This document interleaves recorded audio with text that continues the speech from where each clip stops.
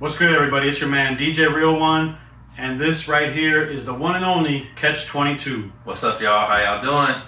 So I flew all the way down here from Houston, Texas, my new current home, and we are in San Antonio. Yes, sir. It's the Studio West. That's right, Southern Texas. West Headnock Studio. That's right. So we are just here to just talk a little bit about everything from our career to our new music, but before we get started, you already know what time it is.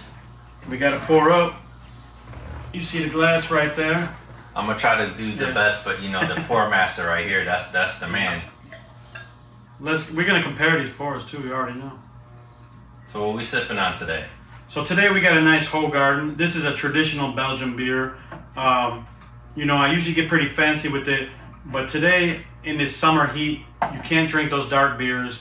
You cannot drink a lot of Belgian beer you can't drink in this heat, but Hoegaarden and Leffe are two that you can. I think I did pretty good. And I would have to say that he learned from the best, so he kind of outpoured me on that one. So cheers to that. Cheers, cheers. Okay, so what I'd like to start off with is it's kind of an interview, but not an interview, as we talk all the time about this. But why don't you let the people out there know about your history in Chicago and how you kind of got started? Oh, for sure, for sure. Love talking about that. And really, to all my people out there in Chicago, one love, you know, lots of history, just lots of b-boy culture that I miss. I miss those early days in the 90s of just doing all things hip-hop, you know, definitely. Me, myself, I always wanted to do all four elements, so that was really kind of the start of my musical journey and my hip-hop journey, honestly, is wanting to do all things hip-hop. Shout out to the Zulu Prince, my brother, who's really just introduced it all to me, really. Like, I didn't really know much.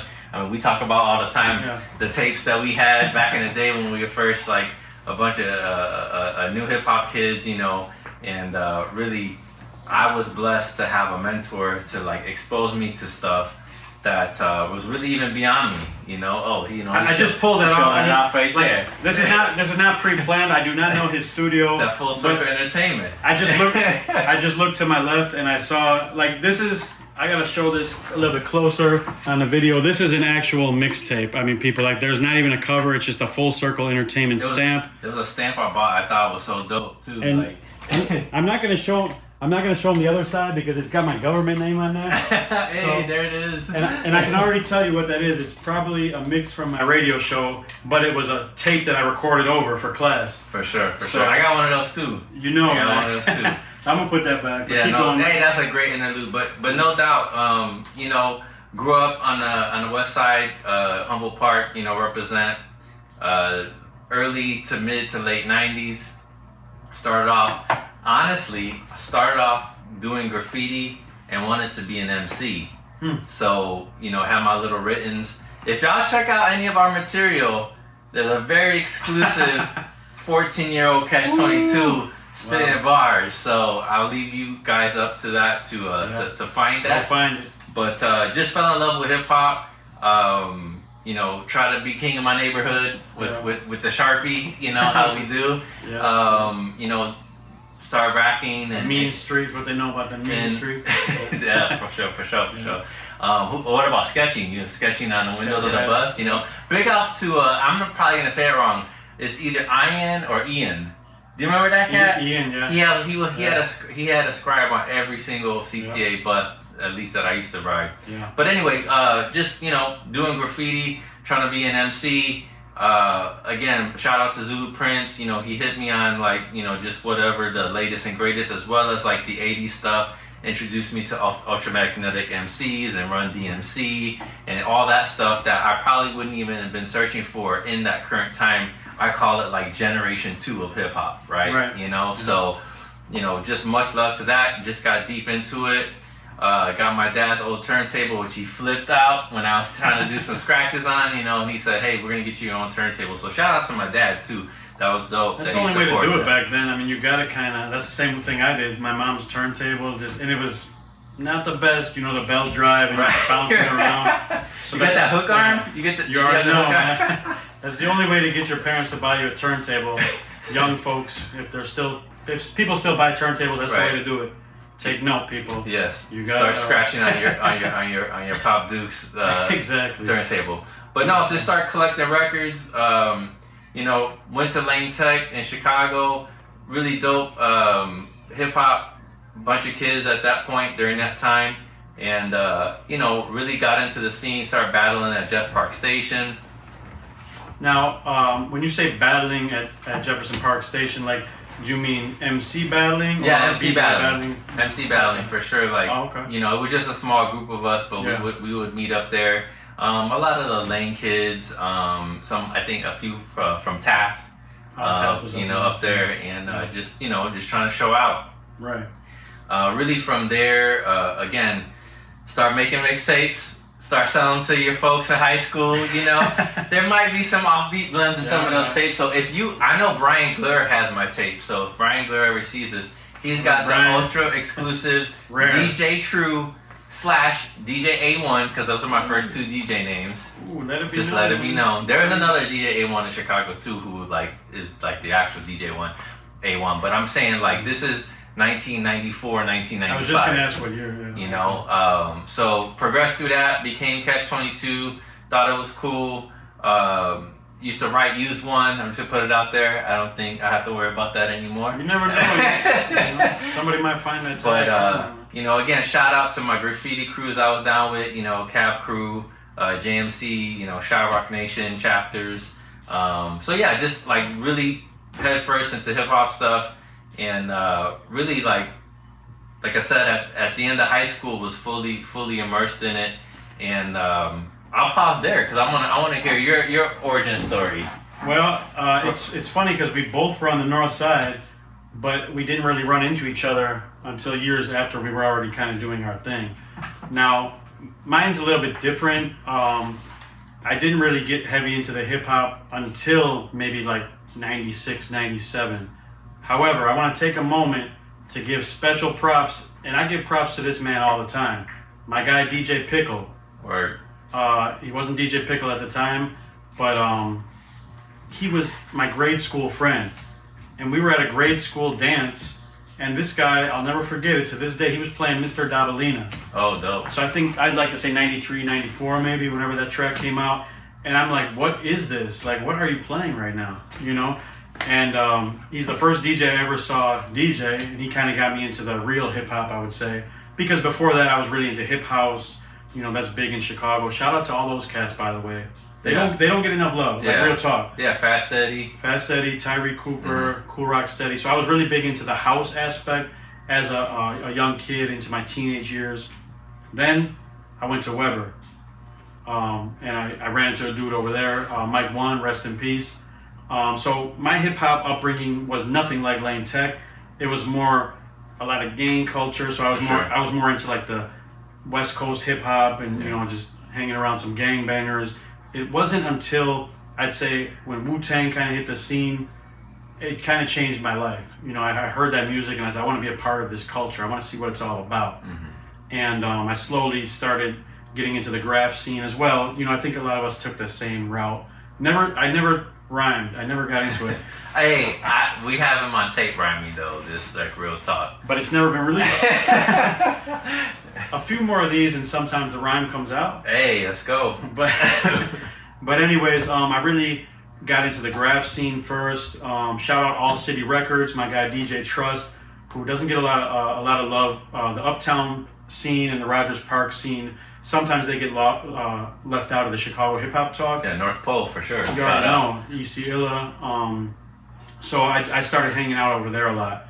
I ran into some real cool people up there, and I started getting into the turntablist movement. That's probably about 97, 98.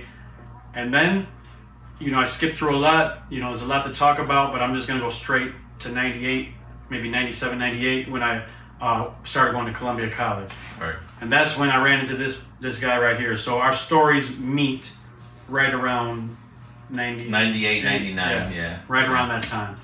And I was doing a radio show on Columbia College, 88.1 FM, WCRX. Shout out to them. They're very big in, Chicagoans know in Pilsen, Little Village, the Loop, South Loop. So they kind of hit that range, unlike the WNUR or LUW. Right. So I'm doing my show there. I'm still kind of new at the DJ thing. And then I meet this guy here. You could tell the story, or I could tell it because I'll pick up from there. So one of the things that I think I learned early on was, especially when I'll kind of take a step back when it was like 96, 97 after I just graduated high school. I was trying to get gigs, right? Like, hey, I want to do this. I was DJing. Like I had replaced all the other elements, rhyming, graffiti, breakdance. I could do breakdance. I could still do a little. I got a couple moves still. I've seen him, and like the first time I met him, we were at a club, and he just starts breaking, and I'm like, I didn't know. I'm like, wait a minute, this guy got some moves, man. So I could still maybe do a half a windmill, but Okay. we're getting old now, so. You ready? Oh no, there's not enough room here, man. I don't got the right shoes on. I got sandals on. It's not gonna happen. Okay. But stay tuned. Maybe I tried. Maybe in the second part of the interview or episode 2, maybe Sir. we'll see. But no, it was really hard to get gigs. And going back to like talking about hip house and house in general, if you're from Chicago and you're a DJ, you play house music. It doesn't matter what other kind of music DJ you are. You have to play house music because house music is Chicago's music.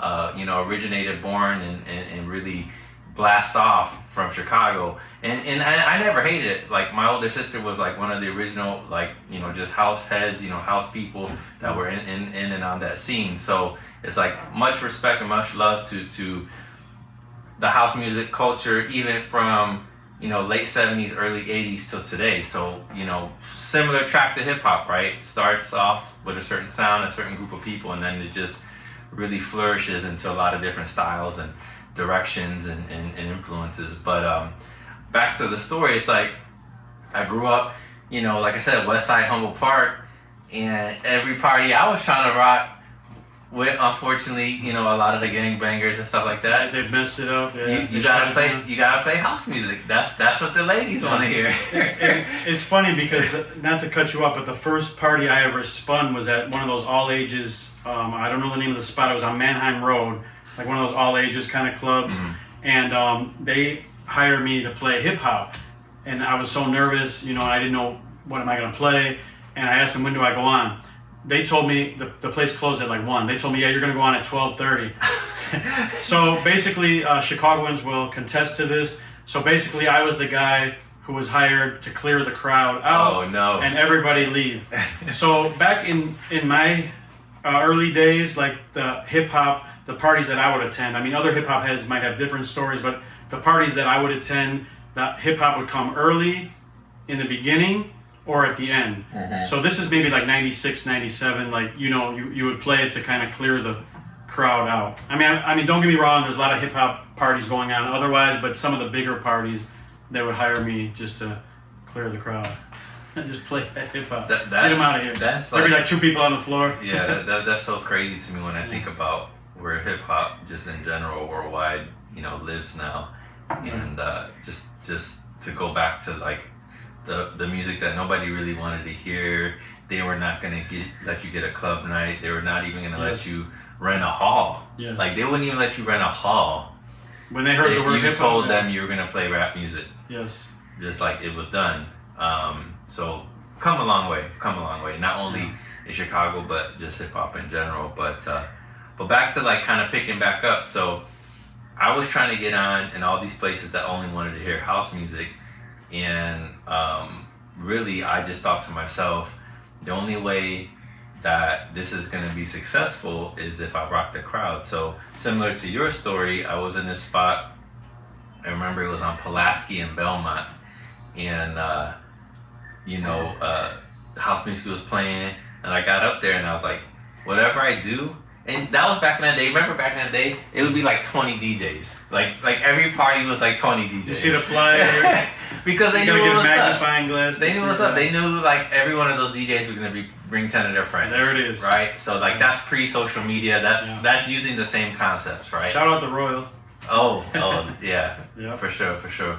But I got on. Speaking of Wu-Tang, you know, played the Wu-Tang hot song, played the Far Side, Passing Me By, played Black Sheep. You know, like all the bangers, Jams, right? man, yeah. And people felt it, and I thought to myself, okay, I can do this even with like the a hip-hop. predominantly house music crowd because, like, as a DJ, that's what you're there to do.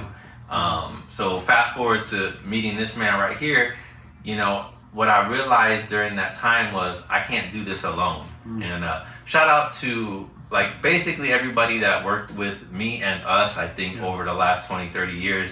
We're talking about Score, Shabazz, DJ Turnaround, Evis, Brother L. Like we could go down the list, but what I really want to say is that it's more fun when you do it collaboratively with people, and like it's a healthy competition, right? There's definitely times you already know. There's definitely times I was like, hey, okay, he got that one. I gotta rock it. And it's important because like that's one thing I learned from him is, oh wait a minute, he's got those ladies dancing, but he's playing hip hop. So like I want to keep that same pace. I don't want to go on after him and like everybody clears the floor. So that's a good thing to have a DJ partner that you can kind of feed off of and make it competitive, you know. Right. And you want both of you guys to win, right? Like, and you're all winning when those people will come back and come back and come back. You know. So that's what I really felt like.